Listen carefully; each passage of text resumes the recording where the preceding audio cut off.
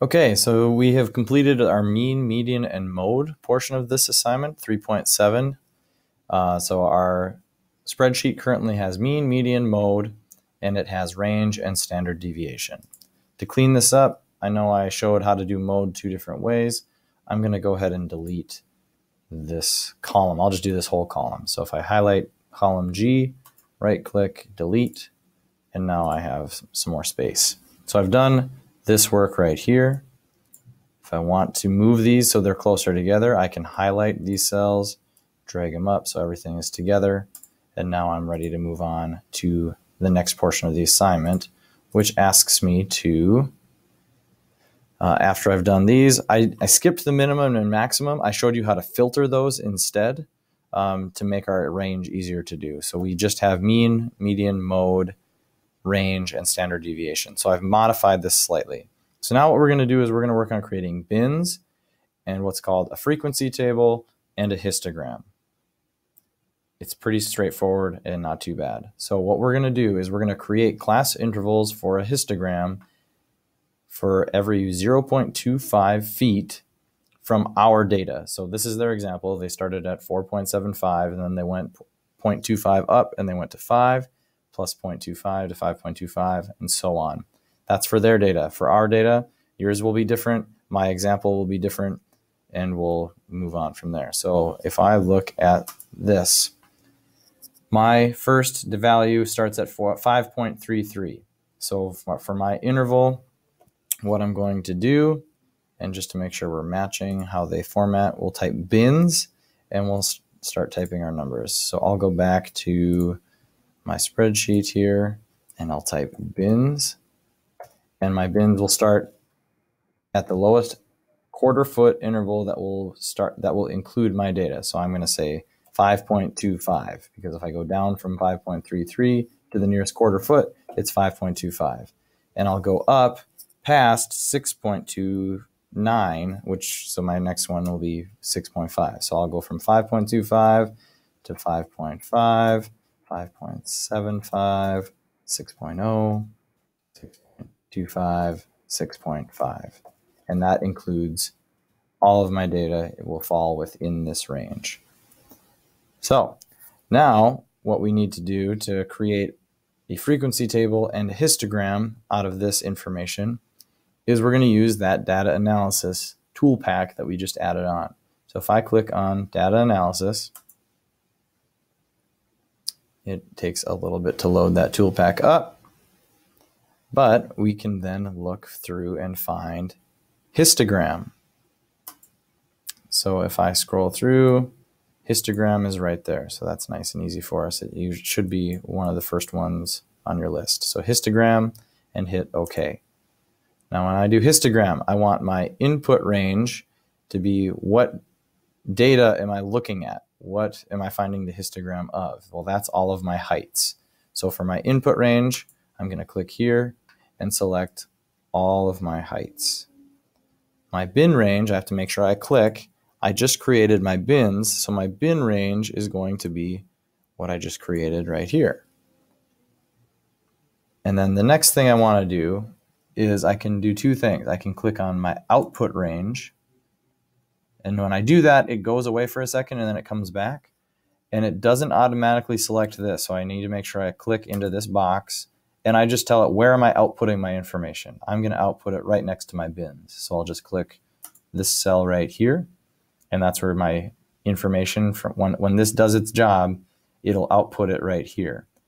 And I could make a separate graph if I wanted to, but instead of doing that, I'm just going to click chart output, and it will make my frequency chart and my graph that look like the previous one there. Or if I scroll through, it'll look like this graph, this frequency table, and this graph.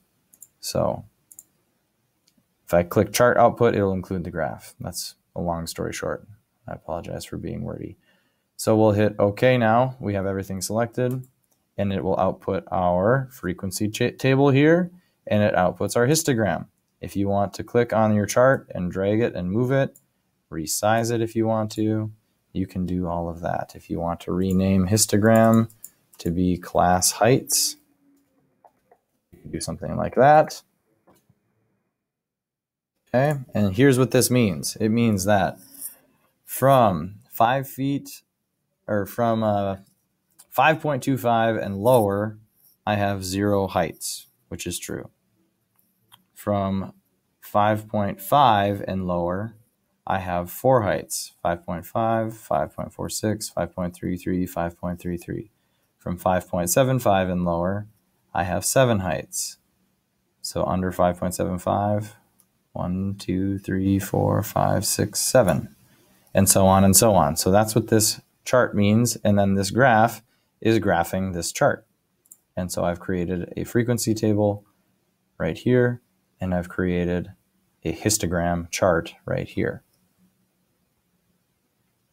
All right, I'm going to move this chart back down a little bit, because the last thing we're going to do that the assignment wants us to do is to create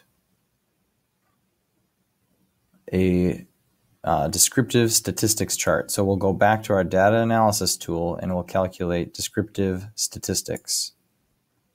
And it's very easy to do. So we'll go back to our assignment and we'll click in here and we'll go back to our data analysis tab, our tool pack, and we'll look for descriptive statistics. Once again, it's right in the first thing we see. So it's about the 6th one down, descriptive statistics, and we'll hit OK.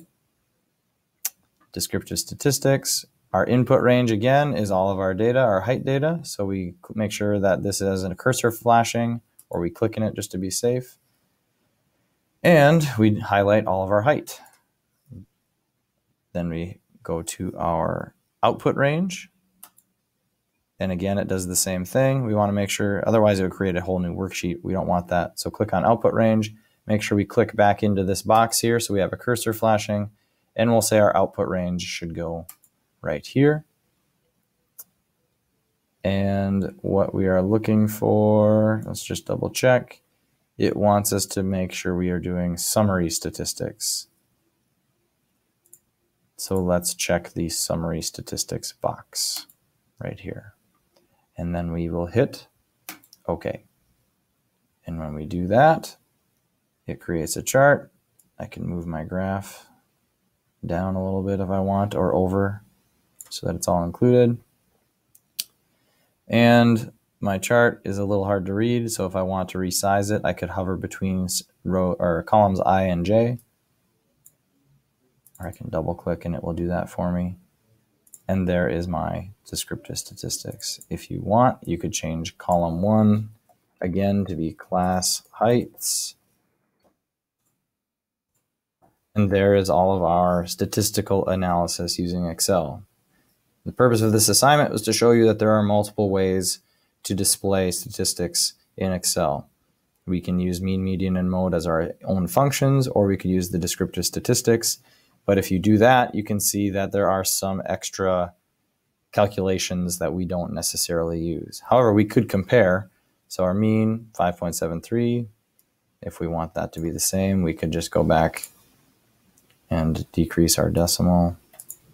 And now they all would match to 2 decimal places. 5.73, median, 5.69. Mode, it only shows one mode, where ours can show multiple modes.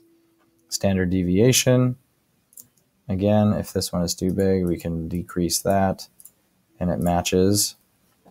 And it also has sample variance, these other numbers we haven't talked about. It has our range, which matches again, our minimum and maximum, which we did by sorting.